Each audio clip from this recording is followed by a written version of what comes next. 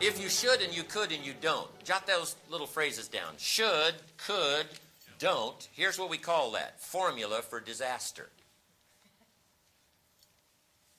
And all you've got to do to start now the process of life change is start somewhere. And it doesn't even matter where. You can start with good health or you can start with something else. The key is to start by saying, I'm going to start the process in each category of finding by my own research. And that's why seminars are so valuable. That's why information is so valuable. That's why somebody willing to take the time to share is so valuable, is to help boil it down in some form to the half a dozen few things that takes care of most of it. And then let me get on with practicing it. And where you start doesn't matter. The process of life change can start with as simple a process as an apple a day, which means I'm on the road to cleaning up neglect. I'm going to walk around the block. I'm going to get the next book of my new library. I'm going to get a journal. Shove taught me to keep a journal. He said, don't just let ideas get by you. Don't trust your memory.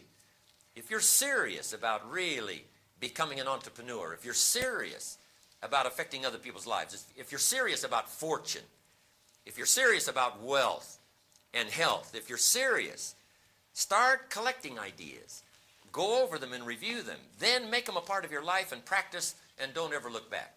That formula helped change my life. Brought me to where I am today. And I'm so delighted now to have the opportunity to go around the world telling the same story that I heard when I was 25 years old. There's a few basic things, and if you practice them every day, I'm telling you, there's no reason why you can't have the health you want, the relationship you want, the fortune you want, the money you want, the income you want, the sophistication you want, the culture you want, the prestige you want, the influence you want, all of it. It's wrapped up, I think, in a nutshell of what I've just explained to you. A few things. Now, let me give you one more part of it. Here it is.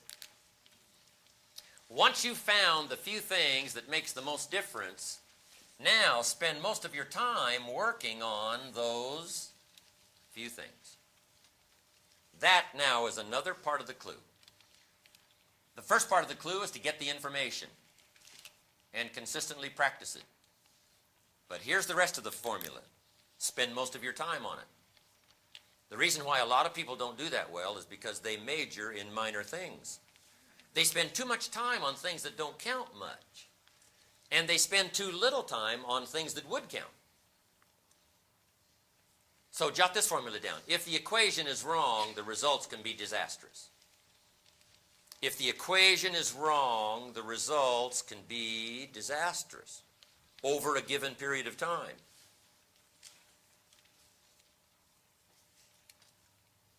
Here's a guy in the last 10 years who's bought 2,000 donuts and 2 books. And this guy says, you know, my life isn't working well. Well, anybody in this audience could give him a seminar, right? Once we knew these numbers, here's what we might suggest to this guy. Hey, this may be one of your major problems. In the last 10 years, you've spent too much money on donuts and not enough money on books. You've spent too much money feeding the body and not enough money gathering food for the mind. And it's not the miracle of your body that works out your future. It's the miracle of your mind. But if you nourish the body and neglect to nourish the mind, I'm telling you, you're going to have all kinds of problems and all kinds of difficulties. So we would suggest, one of our suggestions in our seminar to this man would be, in the next 10 years, spend a lot less money on donuts and a lot more money on books. Food for thought. Bread for the head, we call it. You got to have ideas that feed your mind, not just your body. And the miracle of the mind is so fabulous to work out your future, to give you all the equities you could possibly hope for, to give you every dream and every treasure you could possibly want for you and your family and the people you care most about. It's all available. But it is a very basic, simple process. Once you've found the few things, spend most of your time and money working on those few things. Okay, we call these basics. Basics. Fundamentals, another good word. If you're going to play football, you got to learn the fundamentals. And there's about how many? There's about a half a dozen, right? That'll make you good at it if you practice those half a dozen. A few other things, yes, but the half a dozen are what's important to lay the groundwork. Basics, fundamentals. Now let's talk about the fundamentals of life. Let me give you this little series to jot down. Number one, fundamentals of life. Number one, there's just a few. There's just a few fundamentals of life. About a half a dozen? About a half a dozen. Fundamentals of life, there's just a few. Here's number two. Once you know them, you know them. I mean, there's nothing difficult here. It's pretty easy to figure out why people are broke, and it's pretty easy to figure out how people get rich. It's no big deal. Fundamentals of life. Number one, there's just a few. Number two, once you know them, you know them. Now here's number three. There's no new ones. Written history's what? About 6,000 years. There's nothing new here. Now, there might be a new way to say it. There might be a new way to apply it to the 20th century, getting ready for century 21. But this stuff is basic. It's old. It's fundamental. So be aware of somebody who comes along and says, we got new truth. Say, no, you can't have new truth. Truth is old. So be a little suspicious. If a guy says, we're manufacturing antiques, you've got to come watch our plant. Wouldn't you be a little suspicious? You say, no, you can't manufacture antiques. Antiques are what? Old. So antiques are like truth. Truth is old. Now, just because you've discovered it is no sign it's new. Say, no, truth is old. The fundamentals go way back. The fundamentals of sowing and reaping go way back. The fundamentals, good, evil, go way back. I mean, there's nothing new here. All we need to do, though, is to just bring our intellectual discovery process to bear and see if we can't find those few things. Then the rest of it is to get busy practicing those few things. We might all agree on number one, philosophy. This is where the value of human life begins to show versus all other life forms. I call it simply a guidance system. Settling on certain questions and making decisions about what direction in life you're going to take. Setting goals, making plans, this guidance system. I've boiled it down to each one's personal philosophy, a guidance system. And we all need a guidance system for two reasons. For your notes, number one, to avoid the dangers. Somebody's got to give us some clues first on how to avoid the dangers. And number two, to take advantage of the opportunities. To see and understand the opportunities, take advantage, and to avoid the dangers. It's about as simple as I can put it. A guidance system necessary to do that while we journey on the planet spinning through space. Philosophy. To develop this guidance system, we use our mind to think and to process ideas and information. It's about as simple as I can put it. That process helps us to develop this guidance system. Now, interestingly enough, only humans have this unique ability of all life forms on Earth. Dogs don't have it, alligators don't have it, spiders don't have it. Only humans have the ability to use their mind to think and process ideas and information and adjust this guidance system, however necessary, to make your dreams come true, to avoid more dangers, maximize more opportunities, and enrich your life. Only humans can do this. All of the life form is driven by the genetic code and instinct. A goose can only fly which direction in the winter? South. How come a goose has to go south in the winter? Because he's a goose. He can't go any other direction. But not true human beings. Human beings can go north. They can go south. They can go east. They can go west. Human beings can live one way for 5 years and then tear up that script and live another way for the next 5 years. Only humans can do that. It's unbelievable. Humans can double their income, triple their income, live one way for a while, totally scrap that idea, live another way for the next few years of their life. It's unbelievable. Humans can do this. Now, let me give you my best opinion. I get paid staggering money for my opinion, so please write it down. My opinion. Here's my opinion. Each person's philosophy is the major factor in how your life works out. Each person's philosophy is the major factor in how your life works out. I want that to be as emphatic as possible because I truly believe it. Now, up until I was 25, that would never have occurred to me, that my personal philosophy was the major factor. If you would have known me when I was 25 years old and you would have said, Jim Rohn, how come you find yourself here? This is pitiful. Living in America, you're broke, you got pennies in your pocket, you got nothing in the bank, creditors are calling, you're behind on your big mouth promises to your family, you've been to at least 1 year of college, how come you find yourself in this pitiful position? If you would have asked me that question when I was 25, it never would have occurred to me to blame my philosophy. That would not have occurred to me. I would not have said to you, well, I got this lousy philosophy, what else would you expect? I mean, that would not have occurred to me. What would have occurred to me to justify where I was at age 25, I would have said, well, it's the government. It's much easier to blame the government than to blame myself. It's those Democrats. They told us they would fix it. So that was a lot easier to blame.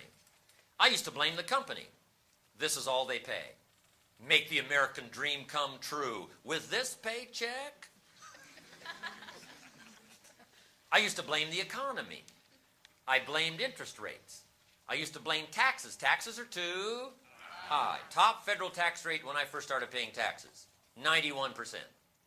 I used to say, that's too high. But now the top federal tax rate's about 33%. But people are still saying it's too high. How could that be? If it's gone from 91 down to 33, how could it be too high? I'm telling you, it isn't too high. But back then, that was a convenient excuse for me. I used to blame my negative relatives. They were always putting me down. My cynical neighbors won't loan me money. They were on my list. I used to blame the weather. I blamed the traffic. I blamed circumstances. This happens to me, and this happens to me, and then on top of that, this happens to me. And they expect you to do well by your family. All of these things I thought were the reasons why I was not doing well. Then I found out all of that was not true. Here's what I discovered that changed my life forever. Everything that happens outside of us is like the wind that blows. We've heard about the winds of economics, the winds of change, the winds of circumstance, the winds that are favorable and the winds that are unfavorable. The wind is always blowing. Truth be known, though, in America, we've probably got the best wind that's blown in 6,000 years, mixing it all together. And we all need a wind of all of this stuff happening to take us somewhere, to the dreams we've got, to the money we want, to the equities we want, to the treasures we want, what we want for our family, friends, and all the rest.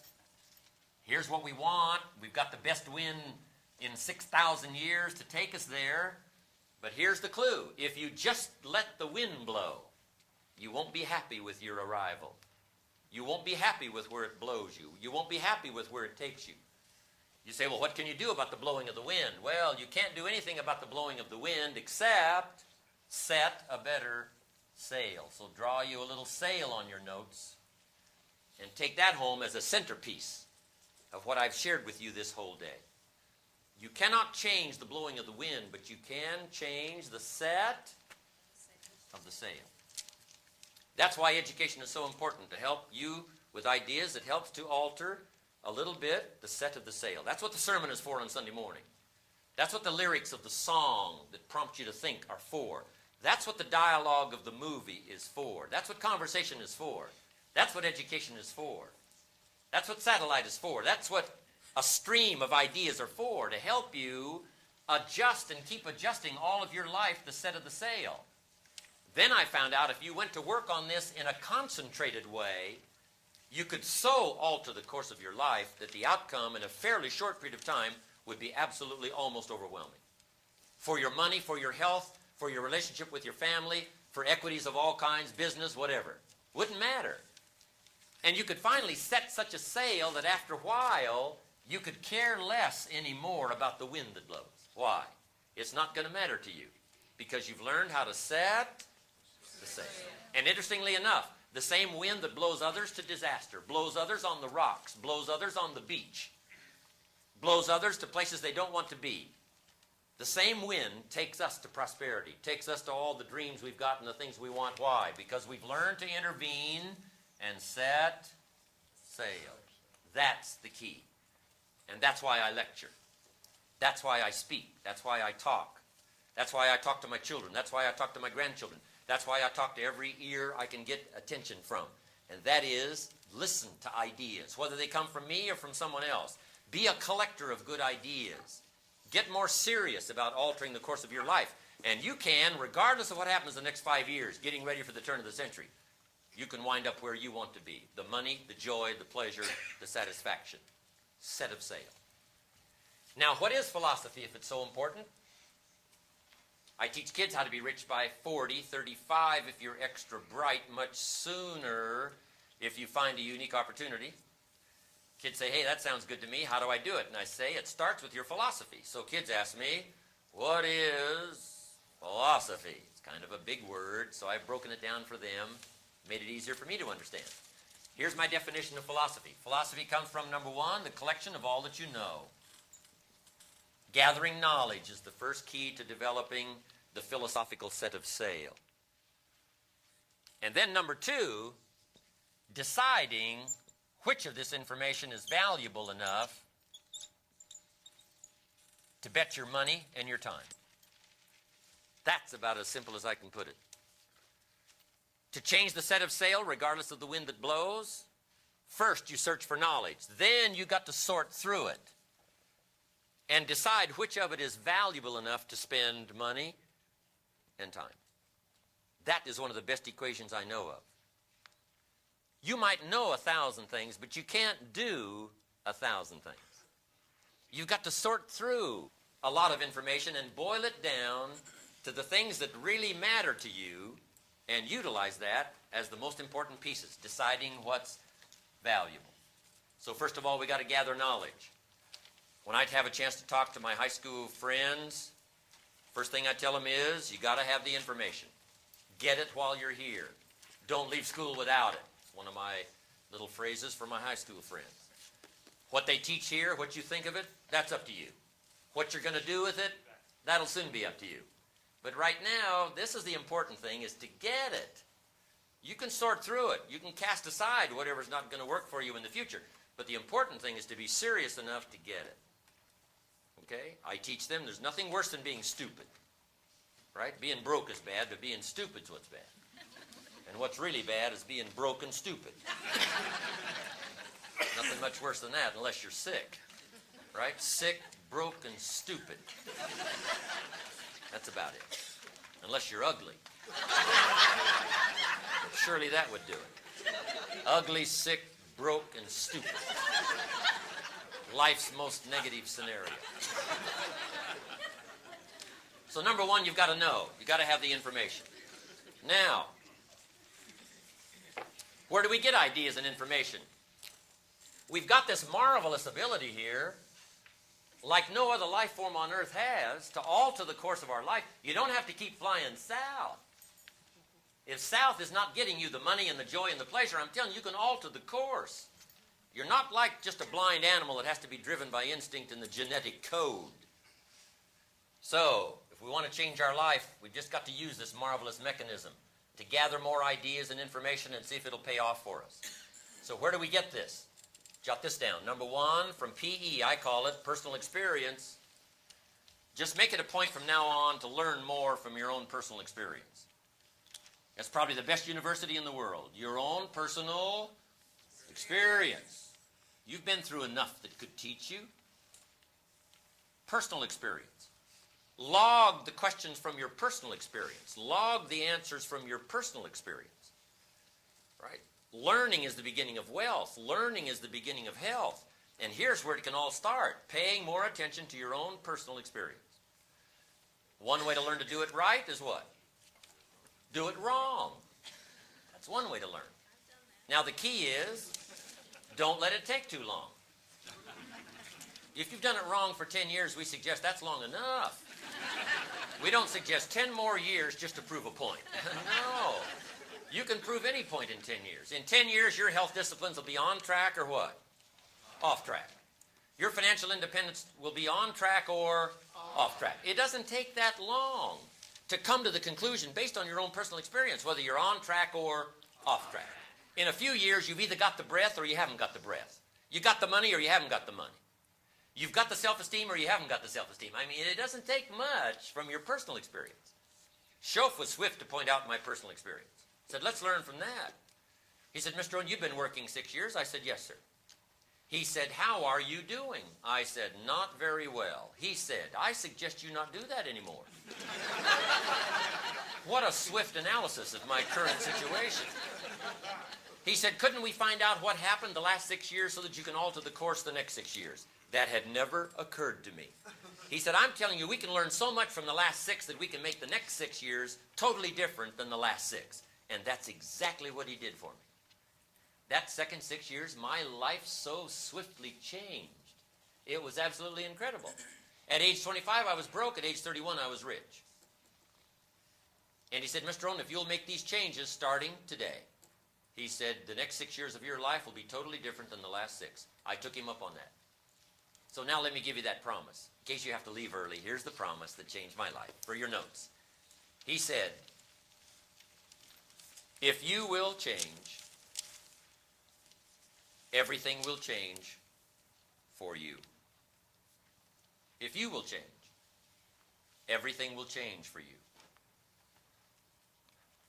Before I heard that promise, up until age 25, I used to go through the day with my fingers crossed, hoping things would change.